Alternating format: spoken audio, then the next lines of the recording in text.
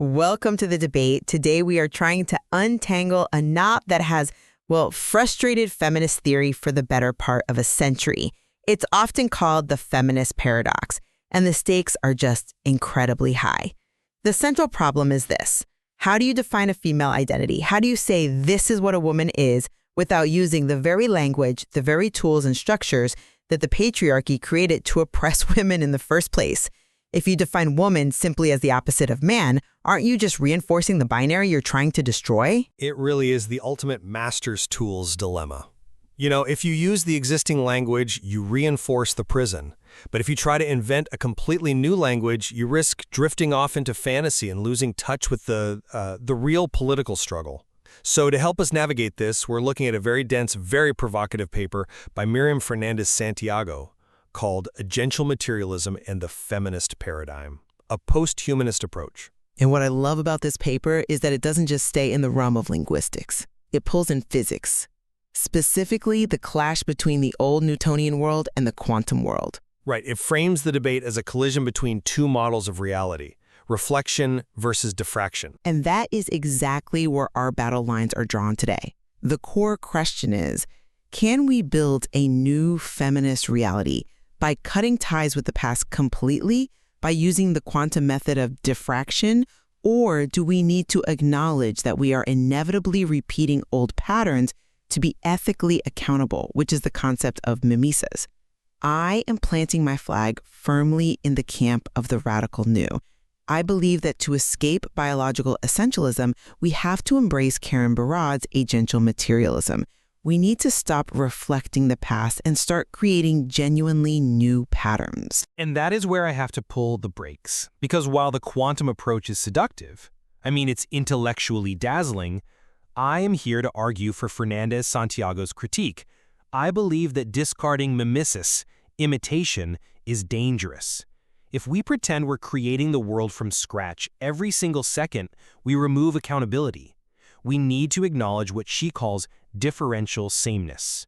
We have to understand the weight of the myths we are repeating, or we're just creating a disposable economy of identity where, frankly, nothing actually matters. I see why you'd think that, but let's just set the stage with the physics, because it's not just a metaphor.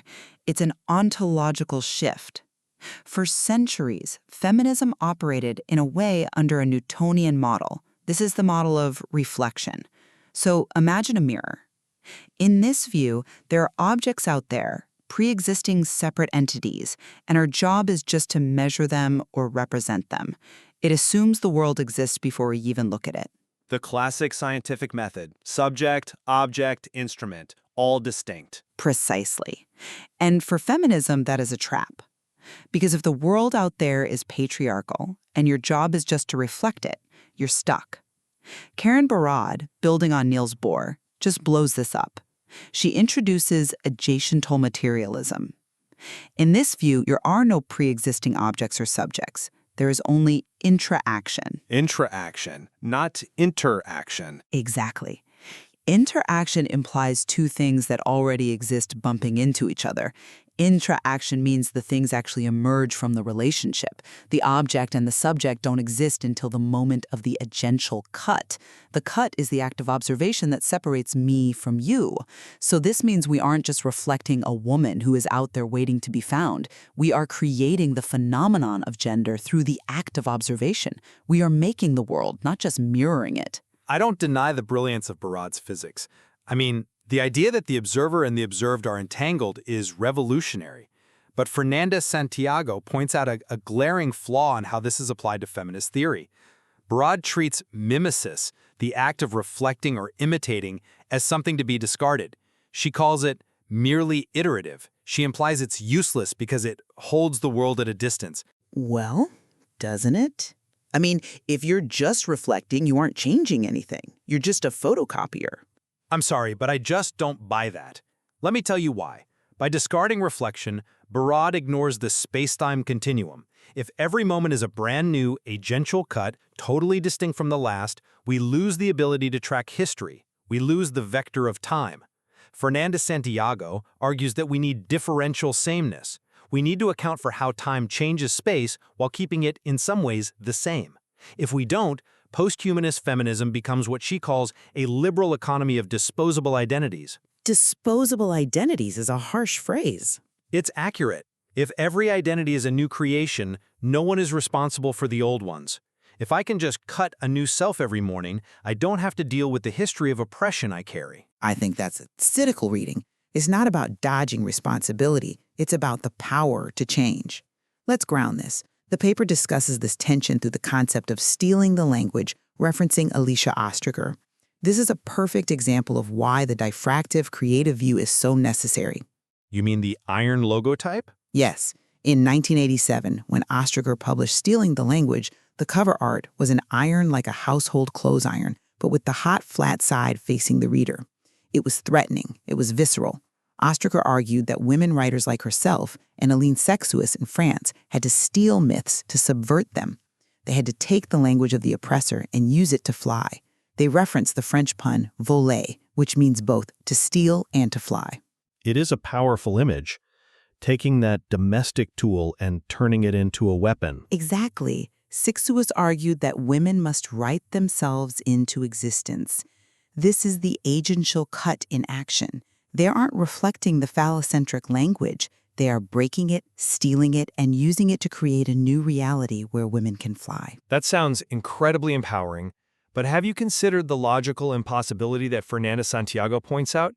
She argues that you cannot steal property that didn't exist before you stole it. What do you mean? The language existed, the myths existed. That the specific new woman that Cixous and Ostriger are claiming to restore, she didn't exist.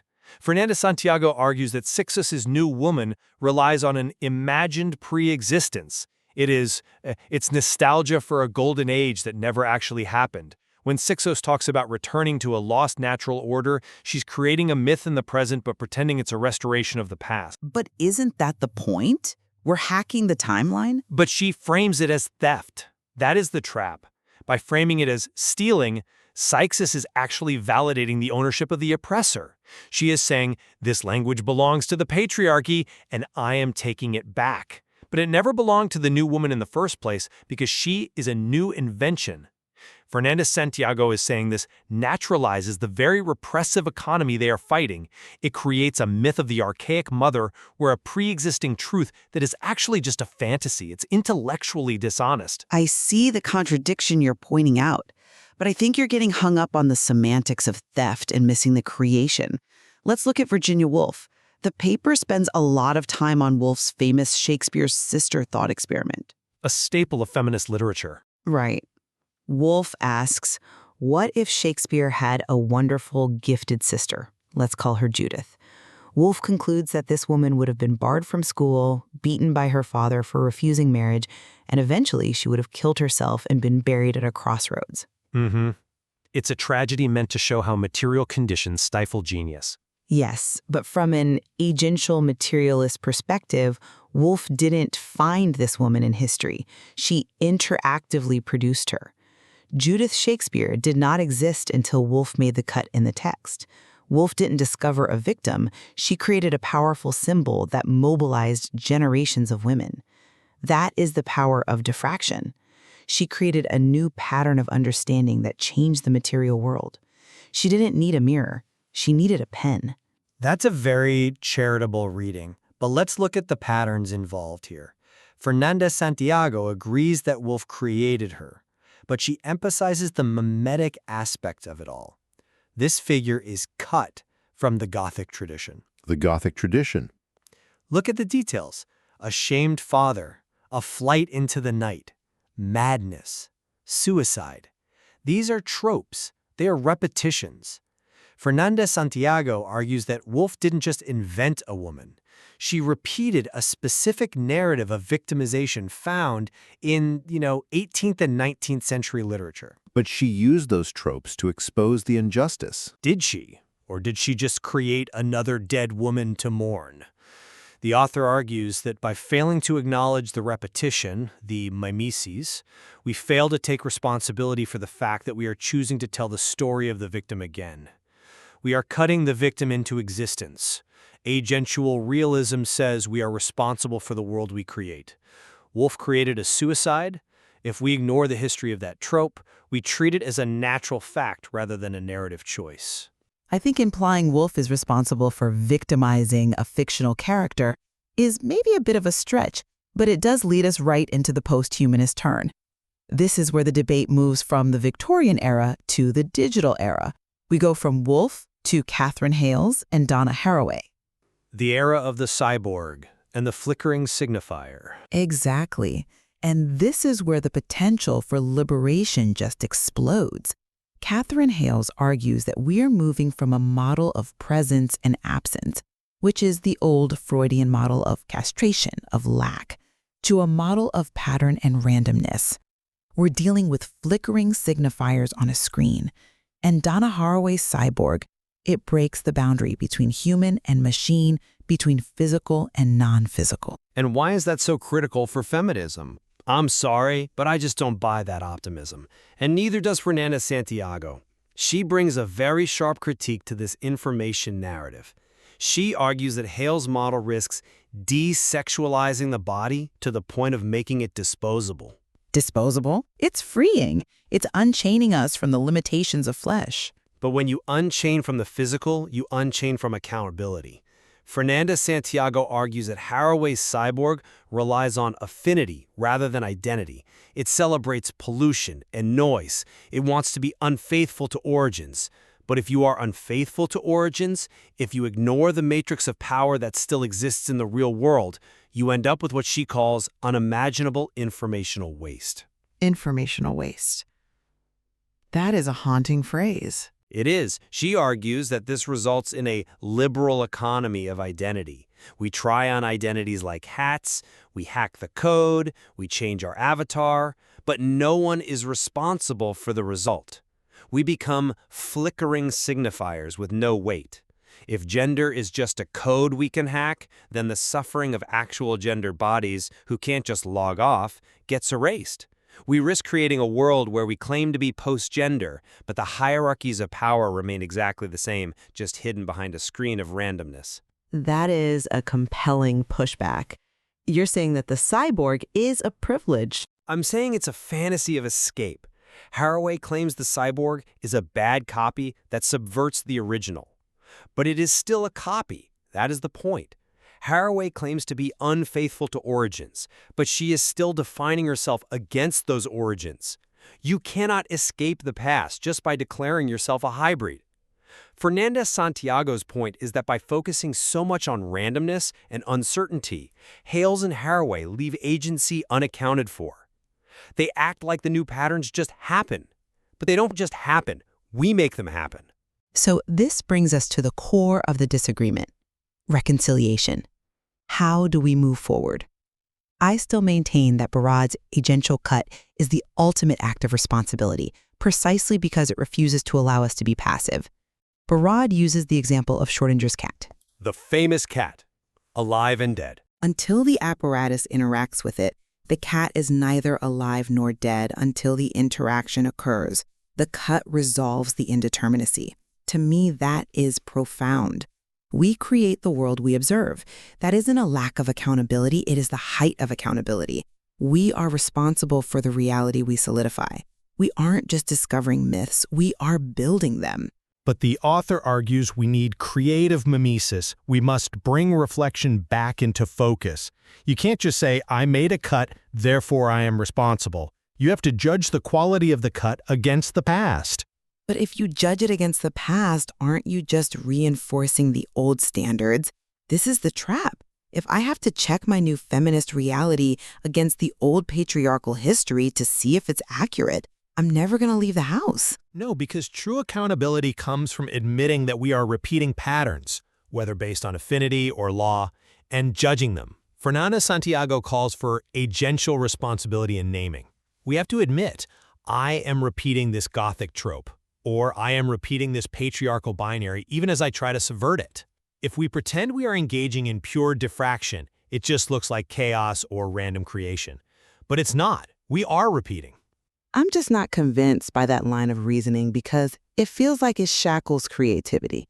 If I have to constantly check my new creation against the ledger of the past to see if I'm being mimetically accountable, Do I ever truly create anything new, or am I just an archivist of my own oppression?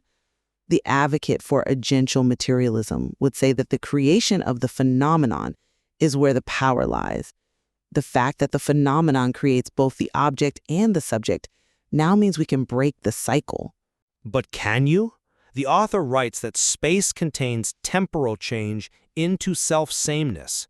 That is a dense sentence, but it means that even as time moves forward, as things change, the space we occupy forces things to remain recognizable, to remain the same in some way. We need differential sameness. We have to accept that we are repeating the past even as we change it. That is the paradox. We aren't just hacking a code, we are carrying a burden. The author concludes that we need a more ecological management of poetic practice. Ecological management? Meaning we shouldn't just create waste? Exactly. We shouldn't just churn out new myths that discard the old ones as trash. We shouldn't create informational waste, identities that we use up and throw away. We need to balance the creative present with an acknowledgement of the past. We need to judge the cut. I think that's a fair challenge, even if I still lean towards the radical potential of the cut. To summarize my position, while Fernandez Santiago critiques Barad, I believe the framework of agential materialism remains vital. It allows us to see poetry, criticism, and feminist theory not as acts of describing a pre-existing world, but as making the world. The phenomenon is the primary unit of reality. We are powerful creators, not just passive reflectors. And I'll stick to my guns here. We cannot simply hack or flicker our way out of history. We must accept differential sameness. We are repeating the past even as we change it. True ethical freedom lies not in pretending we are creating from scratch, but in being accountable for the patterns we choose to repeat. We have to own the structural repetitions within our own myths. It is the tension between the freedom of the cut and the weight of the copy. Between the desire to fly and the gravity of where we took off from. A fascinating debate, and one that certainly doesn't end here. The source material suggests that perhaps the answer is in the balance, an interactive balance where we are responsible for the past we drag into the present. And responsible for the future we cut out of it. Thank you for listening to The Debate. Until next time.